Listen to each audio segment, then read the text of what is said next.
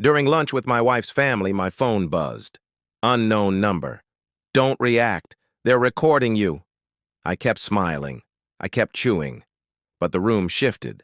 Margot beamed too hard. Stanley nodded like a bobblehead.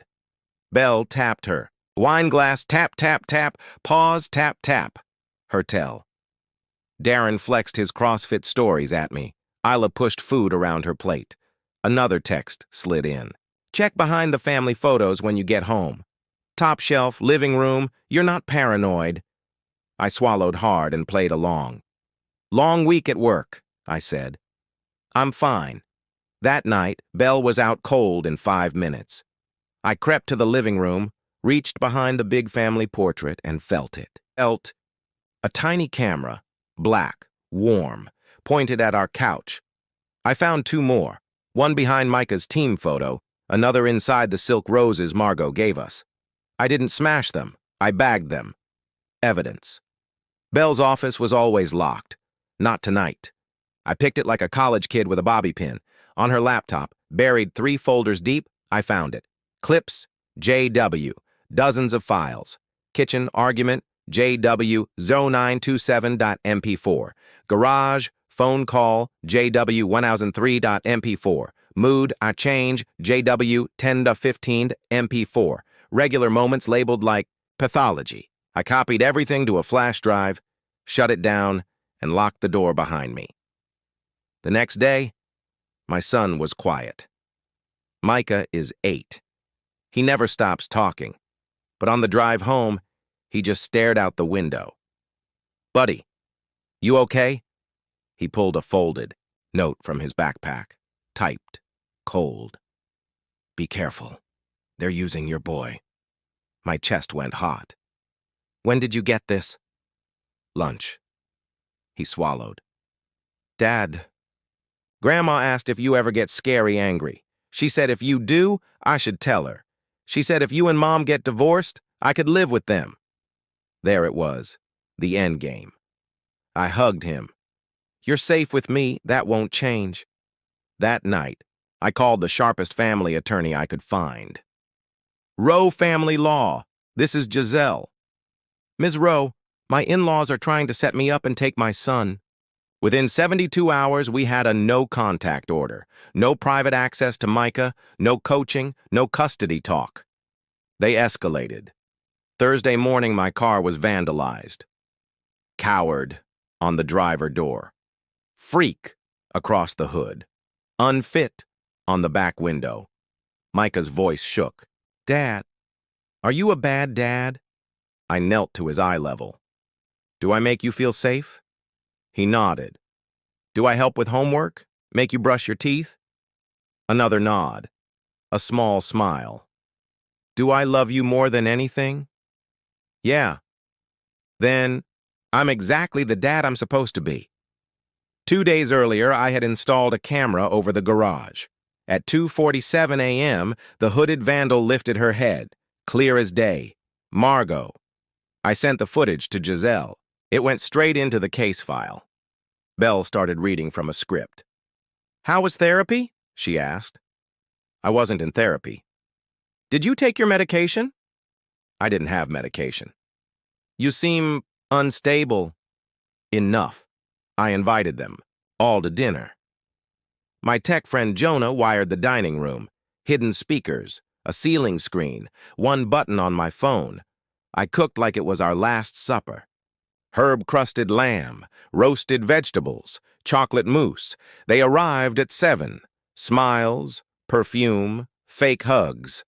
Before coffee, I said, a few family memories. Lights dimmed, screen dropped. Clip 1, Belle in Margot's kitchen. I swear. Mom, he's a ticking time bomb. Clip 2, Margot whispering to Stanley. Just a few more staged videos and he'll crack. Then we have what we need for custody. Clip 3, Stanley, calm as a judge. Once we get Micah, we'll find someone more manageable for Belle. Last clip, Margot spray painting my car. At 2:47 a.m. lights up. Silence. You could hear a heartbeat. This is family to you? I asked. Doors slammed. Tires squealed. Threats flew. I slept like a rock. Morning. A photo lay on my pillow. Me, asleep, taken from the foot of the bed. On the back. You still don't know what we're capable of. The panic was primal. I tore the house apart. A camera in the hallway smoke detector, another in a fake outlet, a recording unit in the bedroom vent, perfectly aimed at our bed. I called Giselle from the driveway. "Do not touch anything," she said. "I'm calling the police." Detectives arrived with a tech team. The serial numbers traced to a shell company feeding a private investigation firm, Strategic Solutions LLC. The bedroom feed was live streaming to a downtown apartment rented by Elena Marsh, the lease payments tied back to a law firm connected to Stanley Day. Elena Marsh wasn't real. She was Talia Winslow, Belle's old roommate, a disgraced ex of Stanley's nephew. Deep dive records showed something worse. Forged paperwork transferring partial ownership of our house. Giselle filed fraud complaints and froze everything. Talia was arrested. Stanley and Darren were charged with conspiracy, stalking, and invasion of privacy. Belle vanished. She left a note.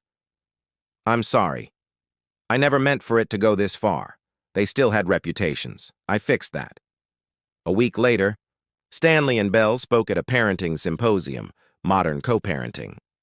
I bought a ticket under a fake name. During Q&A, I walked to the projector. "I brought examples of your documentation techniques." The ballroom watched the same reel my dining room had seen. Gasps, phones out, hashtags born in real time. Security escorted me out. I didn't fight it. Justice doesn't always wear handcuffs. Sometimes it's public. Then the call came. A distorted voice. "You think you've won." Voicemail followed. 3 seconds. Micah's voice. "It's him. He was safe at school, but someone had been recording him." On his tablet, I found a game app. It logged audio, location, everything. Police traced it to Talia's apartment. Inside, monitors, floor plans, psychological profiles, and, worst wall of all, photos mapping Micah's daily routine. They had been planning more than a custody ambush. Arrests stuck, evidence piled high. For the first time in months, the house was quiet. 6 months later, we started over. A small lakeside town, modest rental, tomato plants, pumpkin patch, online teaching. Micah laughing again like it was his job. Then a brown envelope arrived. No return address. A telephoto shot of our new home from across the lake. On the back, printed in the same cold font, "You won the game, but the board is still open." I filed a report. I upgraded locks, cameras, curtains.